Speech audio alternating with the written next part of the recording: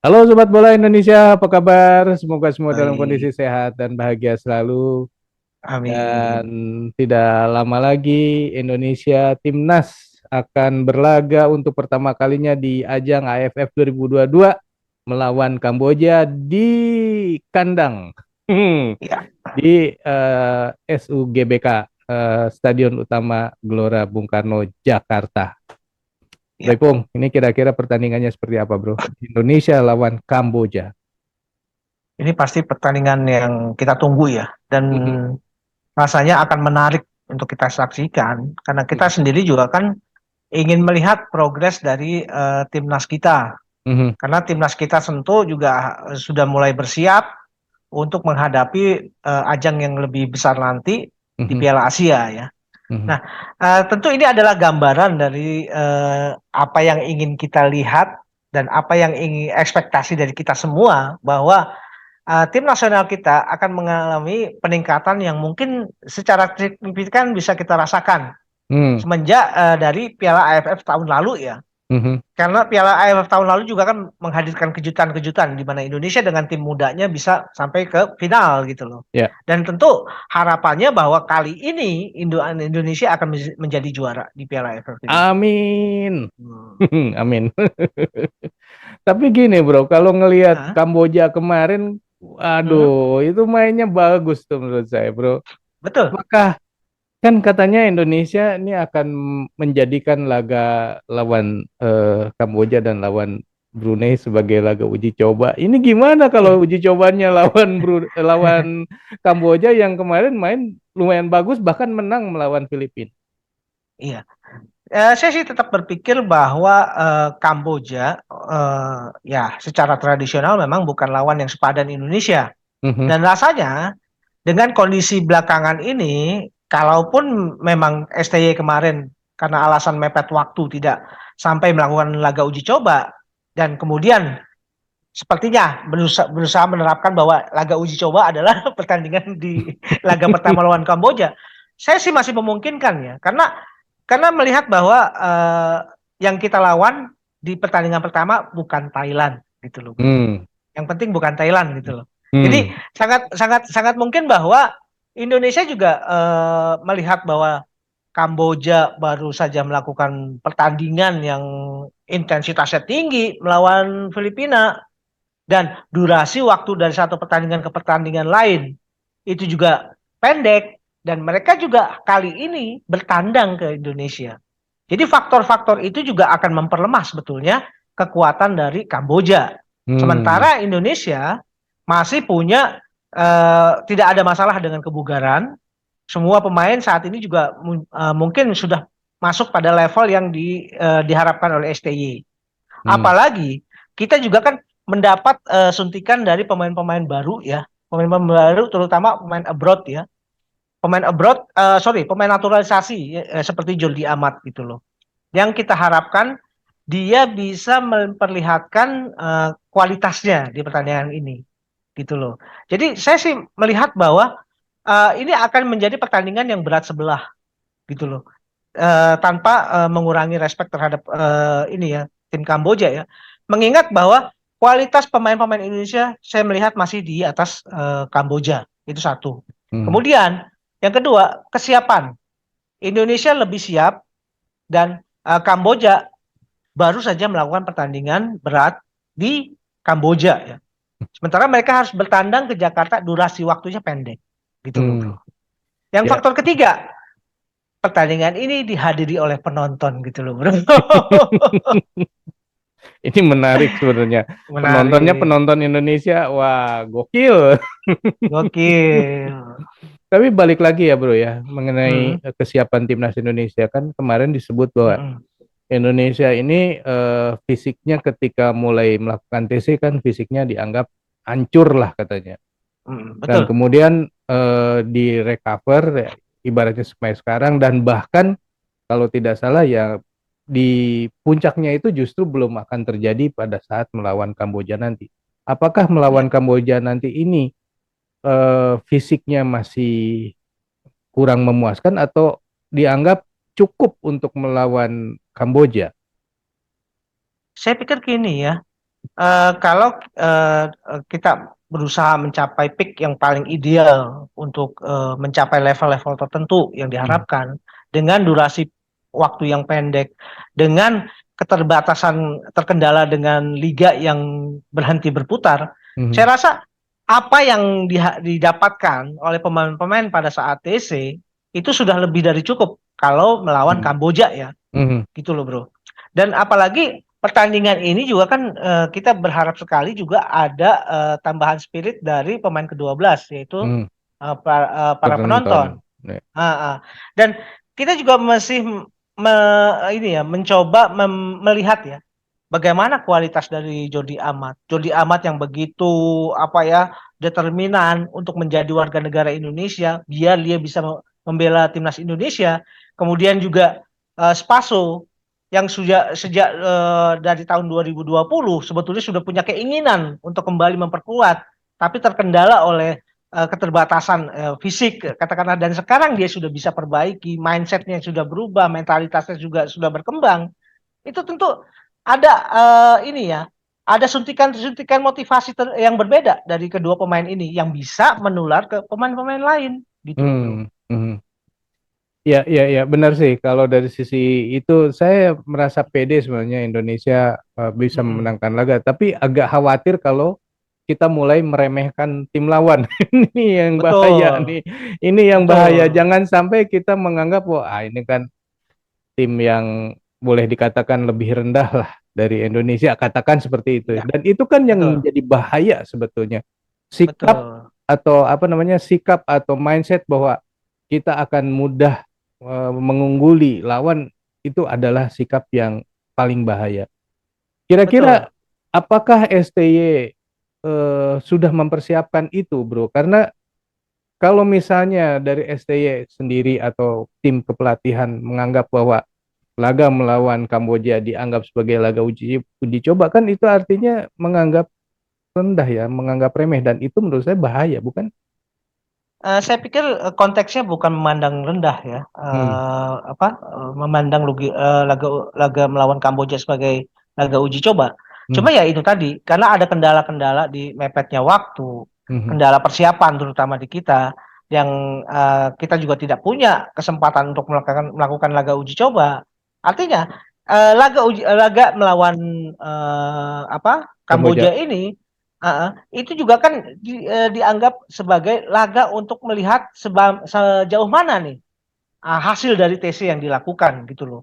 Jadi evaluasi itu kan akan terus berjalan, tidak tidak hanya evaluasi bisa dilakukan pada saat dilakukan laga uji coba, katakanlah Hmm. seperti itu ya. Di Hmm. laga-laga resmi sendiri juga kan evaluasi itu tetap berjalan Hmm. gitu loh. Hmm. Nah, konteks yang disampaikan oleh STY tentu bukan dalam rangka dia ingin memandang rendah terhadap Hmm. kekuatan lawan gitu loh.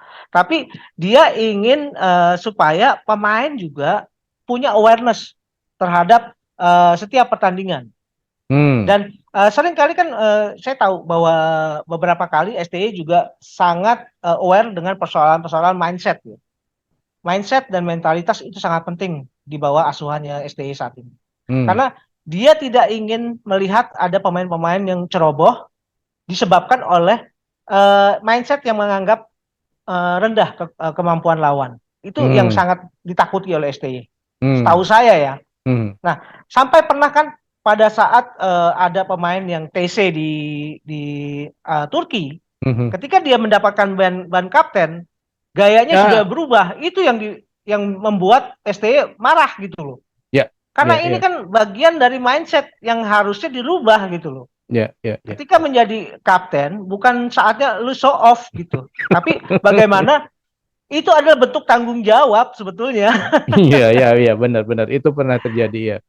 Nah, Iya. oke, berarti Mm-mm. bagaimanapun kalau misalkan pertama ini kan Indonesia menjadi laga pertama, di mana kalau tidak Iya, salah sempat disampaikan sama Bro Ipung beberapa waktu yang lalu bahwa laga pertama ini sangat penting karena betul. situasi apa mentalnya baru mulai di kompetisi itu kan biasanya bikin grogi ya. Betul. Sementara kan Kamboja sudah melakukan laga nih sebelumnya. Iya. Apakah Indonesia tidak akan grogi atau bisa segera menghilangkan kegrogiannya itu? Nah, Itu pentingnya peran dari tim kepelatihan. Hmm. Karena memang di laga awal biasanya itu laga yang sangat krusial buat Hmm. siapapun ya, Hmm. buat negara manapun. Di laga awal adalah laga yang paling krusial. Karena dia baru memasuki atmosfer pertandingan, Hmm. aura kompetisi baru dia masuki. Hmm. Nah, tinggal bagaimana apa namanya ya, euforia. Ini kan sepertinya bertanding di kandang ini menciptakan euforia tersendiri ya buat Hmm. pemain-pemain kita. Hmm. Apalagi ditonton oleh ribuan penonton nanti gitu loh. Hmm. Hmm. Bagaimana ini bisa dimanage dengan baik. Nah, itu peran dari kepelatihan. Hmm. Jangan sampai euforia yang berlebihan ini jadi kontraproduktif gitu loh. Ya, ya. Jadi yang muncul adalah sikap-sikap yang ingin show of force gitu loh. Ya mudah-mudahan Indonesia nih pemainnya udah makin mateng ya, Ya, ininya mentalnya sehingga betul. bisa memenangkan laga dengan proporsional lah. Saya pengen ngomong dengan mudah tapi kok kayaknya oh, bukan itulah kata yang pas gitu. Bro Ibung, Indonesia akan Ya, menang berapa gol dari Kamboja? saya sih berharap bisa menang banyak ya. Hmm. Hmm. Karena itu juga akan membuat gentar lawan itu penting juga sebagai bagian dari ini ya, bagian dari perang mental gitu, Hmm. cyber Hmm. terhadap lawan-lawannya nanti gitu loh. Nah, tapi yang kita sebetulnya sih berapa jumlah golnya, mungkin saya punya prediksi minimal tiga gol ya. Itu bisa Selisih kita tiga dapat. gol. Selisih 3 gol. Hmm. Dan saya sih sebetulnya berharap juga pada formasi sebetulnya. Yang Hmm. yang yang saya ingin lihat justru formasi pemain-pemain yang diturunkan. No. Saya masih berharap di situ ada Jordi Amat diturunkan sebagai Hmm. stopper.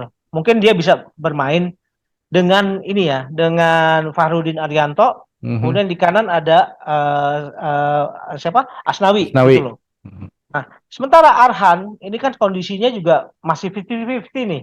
Hmm. Karena dia kemarin tuh sempat berlatih sendirian ya. Karena Hmm. dia lagi kayaknya agak cedera gitu loh. Tapi dengan 3 pemain di belakang itu sudah cukup saya pikir. Hmm. Nah, kemudian kita bisa melakukan penumpukan pemain di tengah gitu loh.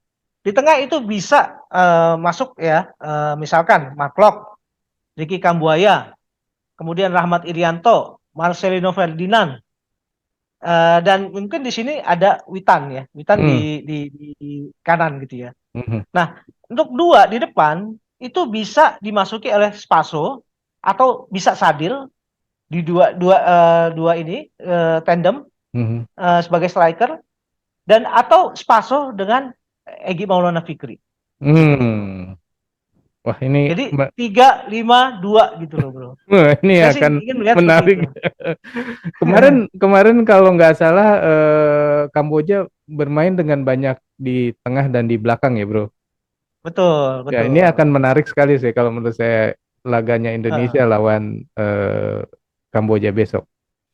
Dan saya sih merasa ini ya yakin ya bahwa Kamboja dalam menatap pertandingan melawan Indonesia di GBK Hmm. mereka akan lebih bertahan. Mungkin ada penumpukan jumlah pemain di belakang.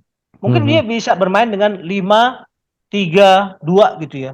Atau 5-4-1 untuk mencegah terjadinya ini ya penetrasi-penetrasi yang banyak dilakukan oleh pemain-pemain Indonesia dari kiri kanan maupun tengah gitu loh. Ini Hmm. yang coba diantisipasi oleh mereka.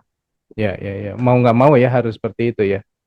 Ya, Oke, dan yang menariknya adalah kan ini akan menjadi laga hmm, pertama kali di Indonesia betul, yang ditonton yang dihadiri oleh penonton betul, sejak kasus Kanjuruhan tempo hari. Ada komentar, betul. Bro? Ya sebetulnya saya sih sebetulnya pengen menyaksikan ya, apakah ada perubahan treatment penyelenggaraan sepak bola di stadion sejak terjadinya tragedi Kanjuruhan.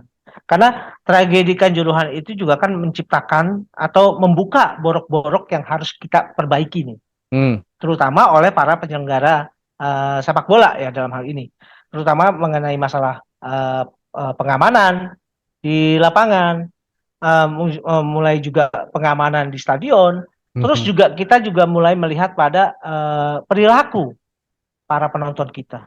Yang Hmm. sebetulnya saya ingin lihat adalah bagaimana pengamanan dilakukan di dalam maupun di luar stadion. Mhm. Kemudian bagaimana perilaku penonton sepak bola Indonesia? Apakah ada yang berubah? Itu. Ya. Ini menjadi hal yang menarik ya untuk Ya, diikuti. Nanti. Bro betul. Ipung, sebelum kita akhiri, ini kita bahas sedikit saja mengenai laga yang Hmm. satunya lagi, yaitu antara Brunei melawan Filipina. Kira-kira akan seperti apa, Bro?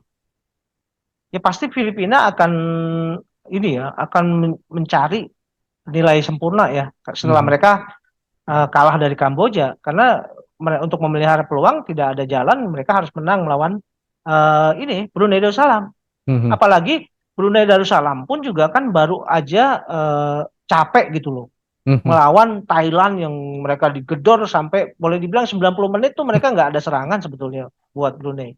Dan gaya bermain bertahan ini kan sangat menguras emosi, sangat menguras tenaga terutama Mhm. dan konsentrasi.